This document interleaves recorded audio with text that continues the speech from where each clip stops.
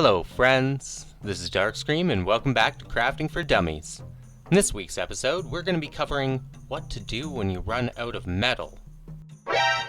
First of all, how the heck do you run out of metal? Well, you see I've been crafting Illustrious Insight. These cost 50 Artisan metal each. You can use these for a lot of things, because you can use them to guarantee a craft and change it to rank 5. You can only do this usually if you're totally maxed out on that item for whatever the spec is for that item type. Now, what I've been doing, of course, is the Shadow Flame Tempered Armor patch, as you can see here. If I go ahead and pop the Illustrious Insight into it, then I'm making like 7,000 gold per craft. And that's based off these current recently scanned prices. I got my Shadow Flame Essence for quite a bit cheaper than that actually, so that just adds to the profit total. So not anyone can do this, right? But what anyone can do is use the Illustrious Insights to help them complete their crafts, and you can usually do this pretty profitably, but careful, because as you go through you may run out of metal. And now our good friend here, Thomas Bright, he'll give you 150 every week, right? So that's 3 of these, 3 Illustrious Insights per week, but after that, it's up to you to go ahead and do your profession quests. Every time you gain some knowledge, you'll get some Artisan's metal. But suppose you've done your weeklies, and suppose you've picked up the drops from the mobs and the treasures, and you're just out of Artisan's metal. Well, what now? Well, if you've read the title of this video, you probably already know. Remember the Curios. So these weird little items were something that came from Forbidden Reach. When you're out in Forbidden Reach killing stuff, occasionally a mob will drop a special crafting item that you have to either craft yourself or place a crafting order to get one of these. However, once it's crafted, they can be sold on the auction house. So you can see here, I'll probably end up spending a couple of thousand gold. But the reason I'm interested in these is these items let you summon a rare in Forbidden Reach, and it's a solo rare, so it's very, very quickly killed. Each of these rares drops 5 Artisan's metal. So that's 5, 10, 15, 20, 25, 30, 35, 40, 45, 50, 55, 60, 65 Artisan's metal you can get once per week. On top of that, the ones that are meant for your professions, for example, razor sharp animal bone and reinforced pristine leather for skinners and leather workers, these ones will also drop a knowledge item. So you can gain a knowledge that'll also get you an additional 5 metal. Finally, these mobs seem to have a pretty frequent drop rate for dragon shards of knowledge, and they all drop some profession materials when you kill them, so oftentimes it can be profitable to use these. Finally, a special shout out to the elusive croaking crab. This one lets you summon a fishing rare, however it drops the coin of the Dragon Isles. That coin can be traded for a mount and some other stuff. Normally you can only get it as a rare drop from fishing, but you can get those coins from the rare spawned by the crab Curios, so something to keep in mind. So let's see how much it costs if I'm to buy one of each of these. Alright, so all in all we spent about 4,000 or 5,000 gold. One thing I want to note about these Curio is they do seem in very limited supply.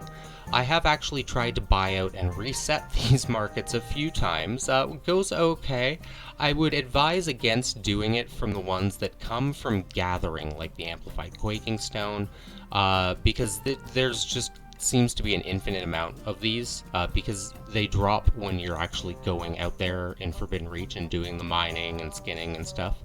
The ones that do seem somewhat expensive if you do get them are the dedicated ones to the specific trade skills. They're a little more rare. They only drop from elite and rare mobs or something like that. So and for whatever reason, this razor sharp animal bone always seems to be really expensive. Some of the other ones are creeping up there too. So if you are interested in doing curio runs, you may want to grab a stack of 20 of them at least, rather than just one if you think you're going to be doing it either week over week or on multiple alts. You know, I consume 5 to 10 of these per week, so there's not a lot of people in Forbidden Reach anymore, and as time goes on there will be even less, and that will lead to a dwindling supply of the Curio. Next up, why don't we go through actually going and killing the rares and see how long it takes and what we get.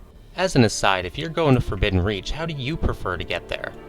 Personally, I like using the waypoint at Rezathar Reach here. It's really close and you can teleport right there. I know some people like flying over. You can use the flight path, go AFK for a minute.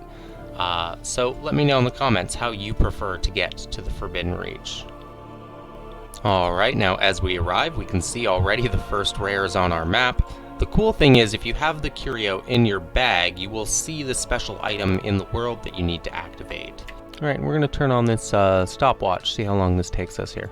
So, the first one we're going to do is the Tuskar kite post with the traditional Moorcut kite. This is the tailoring rare.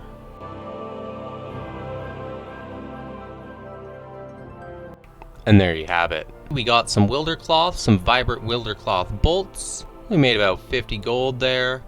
We got a Primalist leather gloves. We can send that to a leather-wearing character who has enchanting. We'll disenchant it into a resonant crystal. We got some rousing air because it was in a Huna, and they're like wind-oriented, I guess. You get some elemental overflow, and there's our Artisan's Mettle. We'll do the crystal tuning fork at the resonant crystal. Side note, if you're a jewel crafter, this rare is the one you want to kill to learn the unstable elementium recipe. That's the thing that interacts with the primordial stone that comes from the vaults here. But even if you're not a jewel crafter, it's still worth going to kill the resonant crystal for a nice quick 5 Artisan's Mettle. Now it is down here in the cave. It's one of the more annoying ones to go get to. Now if you're a rogue like me, you can of course just kind of sneak in here and take care of business. One note about this rare, he does an annoying knock up effect. So I like to pull him up to the wall here. That way I don't get knocked. You can interrupt one of them, the other one cannot be interrupted. Amethyst here is probably one of the more annoying rares, but he's not too bad.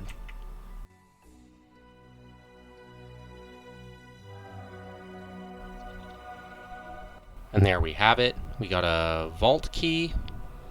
We got some gems, about 30 gold worth of gems, some prismatic ore, which unfortunately you can't do anything with unless you're a jewel crafter, so you just have to destroy it. Next up, we're going to do the fishing rare. Now we mentioned this one is from the elusive crab curio. This one's kind of nice. It's just off the west coast of Moorcut Isle here. That's the island you start on Forbidden Reach at, with the town and the quest hub. And if it's up, you'll see this little cage here. Now this guy is not too profitable to kill, because I mentioned there's some interest in this one because he drops the special fishing coins of the Dragon Isles. So he's not too bad to kill.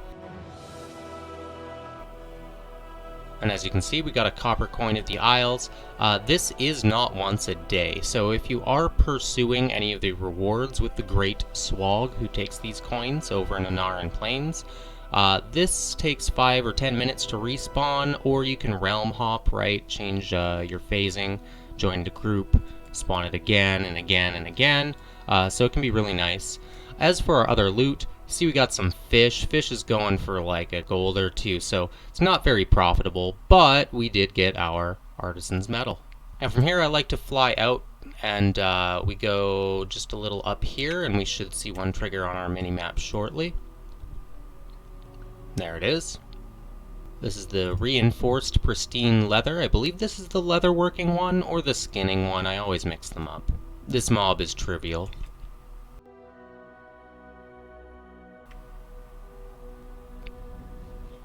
Oh, the only annoying thing it does is the disorient. Usually you would interrupt it, but easy enough, right?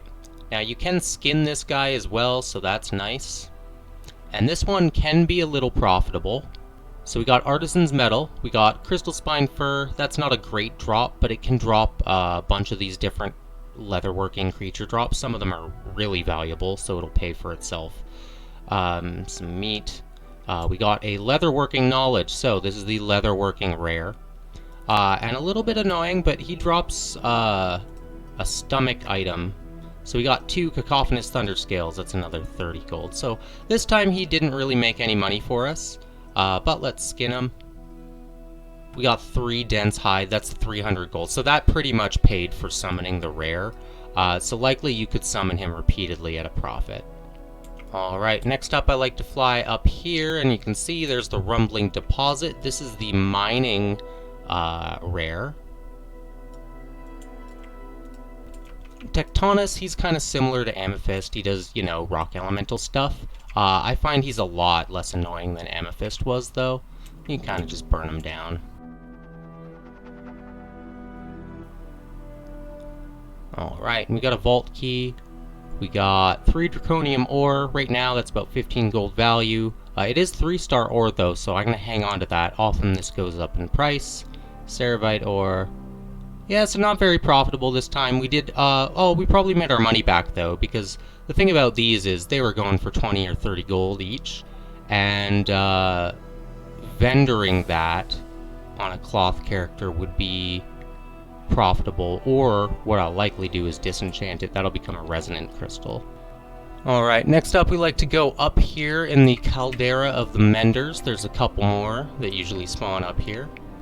Now there's one we're looking for. They're not always up, unfortunately. Sometimes other people, of course, are going to be doing these. So there's normally one right around here on this ledge, but we'll go ahead and go to the next one. Arcane Dispelling Rune. So this, I believe, is our inscription, Arcantrix.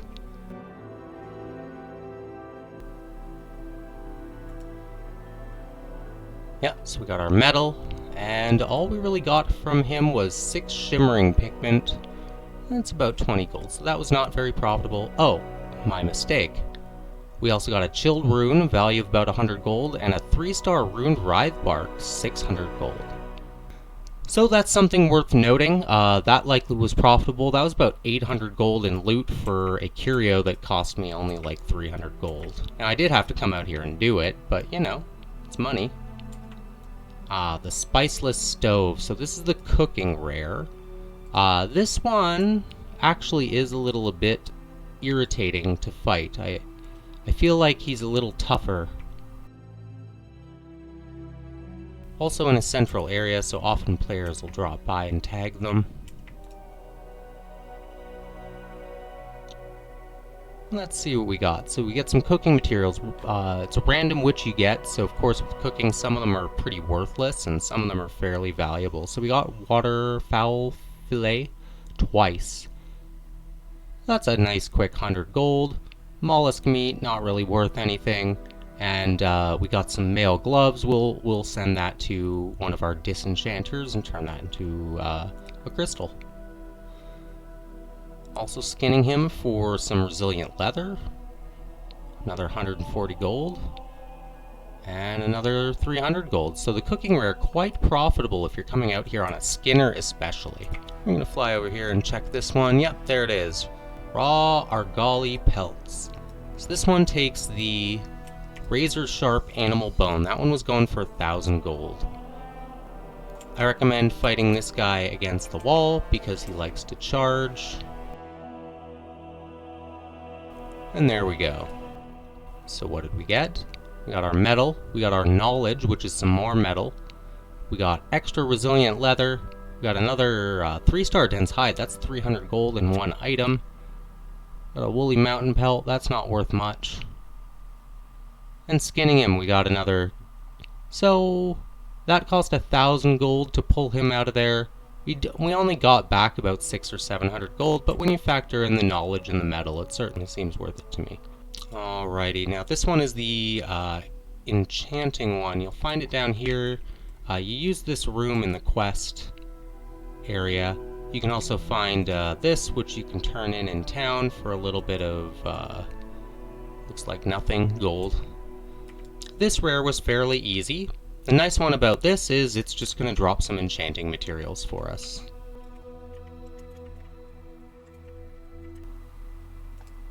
Manathema goes down. So we get resonant crystal worth about 200 gold, some vibrant shards worth about another 30 gold, some chromatic dust, another 10 gold worth, and something we're going to disenchant. So that'll turn into probably another resonant crystal. So that one ended up being pretty profitable. You use the arcane bookmark. I think that's one of the cheaper ones. looks like it's not up, so we'll go ahead. Normally there's one more up here, and then you want to go down south to this area, and you can see we've triggered the awakened soil. So this is the herbalism one. The dormant seed that you use to plant, usually going for like the mining one, it's very cheap. So this one doesn't drop very much. That's interesting. It'll just give you some herbs. Easy enough. Let's see what we got. A bunch of Writhe Bark, actually. 300 gold, so that was hugely profitable versus what we invested. Lava Beetle, which is a buck. Hawk and Bloom, which is a buck. And then some Bug Juice, which is a vendor item. Now, there is one that I always skip, and that is the engineering one. The engineering curios can be found in these caves. Different buildings are the spawn points, so it can be in different spots on the map. It's not very fun to go all the way down there just for that one, so I usually skip it. But you can see the Gnomish voice box, we're going to skip. Next one we're going to do is the Ancient Ceremonial Trident, if it's up. I believe it's here. Normally it would be in this cave. There will be a little Naga statue here. You can see how important being able to farm additional Artisan's Metal is, and you can see how full my bags are. You'll get a bunch of materials and stuff that you can use or sell. A lot of times it's just profitable to well, as you can see, it's spawned right in front of me, so we're gonna go ahead and summon the blacksmithing rare.